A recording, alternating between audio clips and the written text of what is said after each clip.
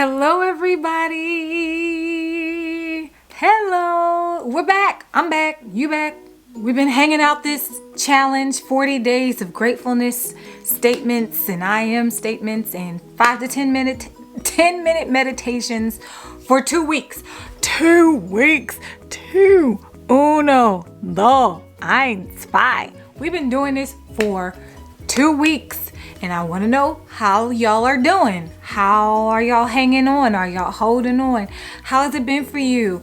Have you felt anything different? Is there anything different about your life so far? It's been 14 days. Have you noticed any difference within your attitude, within your emotions, with your ability to handle things? Drop down and let me know. I'll let you know how I'm doing. I can say for the most part, this is a good thing. It's a good thing, period.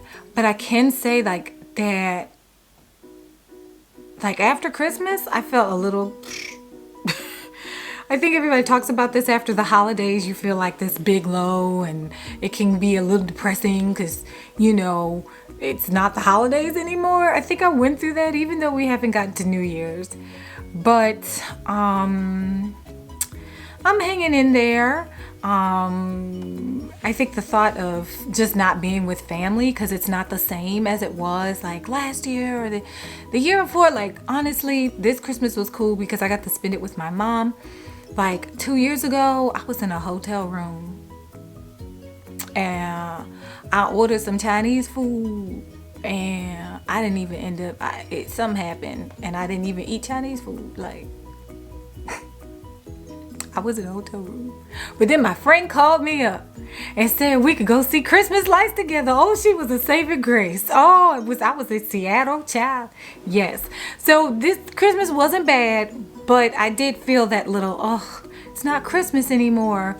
I guess I'm just missing you guys and all that stuff. So I will say, however, that even with that, it's good to have the discipline of the 40-day challenge. So writing down what I'm grateful for every day, 40 statements, 40-day statements, 40 gratefulness statements, 40 I am statements, and 10-minute meditations. That is so beneficial because as I was writing down my statements today, I started smiling. So whereas I woke up kind of meh, the fact that in writing what I'm grateful for kind of changed my heart about the day, how I'm going to pursue the day. There's things that I have to do.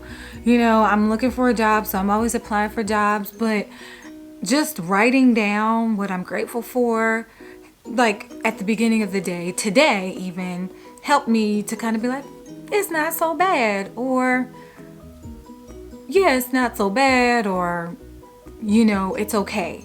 And one of the things that I was praying for today was contentment, where I am. Not that I'm going to stay in a bad way, but content with that which I have for now as I pursue and go about the task of getting my mind ready for the next thing. So I would say in total, this is a good thing for me. I realized I had another week in speech therapy and it went well and I sound better, much better. Hey, my speech therapist was kind of pleased with my progress, so that's a good thing. And I'm just being a lot more disciplined about what I'm doing as far as the exercises that I need to do. When my alarm clock rings, it says do these exercises once every hour. It's doable. It's a little less intimidating and inundating. And my mom says this about things that we have to do. It moves from, a duty to a discipline to a delight. And so I think doing these gratefulness statements help us to move into at least getting a discipline under our belt about some of the things in our lives. So I also finished up one notebook So I was at the end of a journal and I get to start a new journal. So I have a new journal of gratefulness statements and prayers and all this other stuff. So I'm happy I got a new one. Come on, Walk by Faith. Come on, Marshall's $4.99. I don't know if you can see that. Hi, yes. So you guys, I think, oh, what else am I grateful for? I'm kind of all over the place, but I'm grateful. I needed a new phone. I was able to go to the Apple store and get that done yesterday because they say that my iPhone 5, yes, I do have a 5, and I would hold on to that 5 forever. Okay, why buy a new one? It still functions. But they told me my iPhone 5 will legitimately not be able to make phone calls in 2 days. So it's time. So I'm grateful that I had the means to get a new phone and that it works. And I can do probably some of the things you guys can do now. But I'm grateful to have a new phone, and that should last me another 4 or 5 years as well. And I'm grateful. Oh, I had a counseling session. I'm in therapy. So I had a counseling session and my counselor said, it sounds like you're moving into a phase of willingness that I previously was not in. I was pretty despondent and despondent. So now I'm moving into a phase of willingness.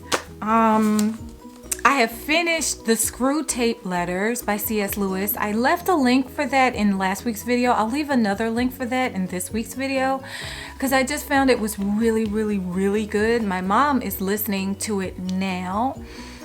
It's so good, so poignant, so powerful, and so inspirational.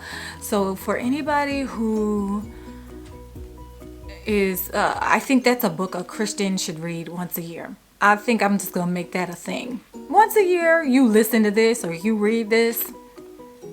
It's a whole thing. Next on my list of things to read that could be helpful is Practicing the Presence of God by Brother Lawrence. Now I have a very old version of this book. It's old, but it still works. It may not look like this. It's by John J. Well, a new translation by John J. Delaney. Brother Lawrence was a priest or, a priest of the resurrection. I guess that was a sect of priests. I don't really know, child. But it's supposed to be a devotional masterpiece, and it's about whatever work that you do, no matter what work you're doing, how you can worship God while you're doing it. So that's my next thing to tackle. And this will be the first book that I've actually sat down and read in a while. So sliding from audio tapes to reading. Activate. So I think that's about it. Do I have anything else? Oh, the other thing that I'm going to try to do now, I have a pretty set routine. I do 40 gratefulness statements, 40 I am statements, and the meditation all in the morning when I first get up. So like I do that every day in the morning.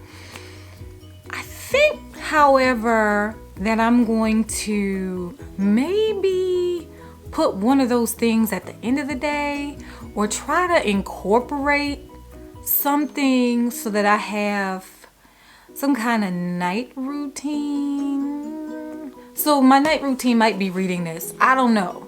But I'm thinking about doing something so I'm ending on a good note too. Or playing one of those affirmation tapes, or playing they have little videos, go to sleep with God and stuff. I don't know.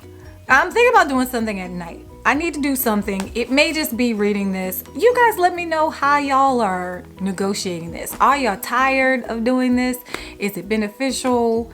Just let me know. I think that's all I have to say. That's how I'm doing. I'm trying to perk up, like, I don't know. It's not like I'm not as ooh as I was at the beginning. But I'm 14 days in, and I think it's turning into a discipline, so I'm cool with it. Y'all let me know how y'all feel. I love you, miss you, happy new year, bye.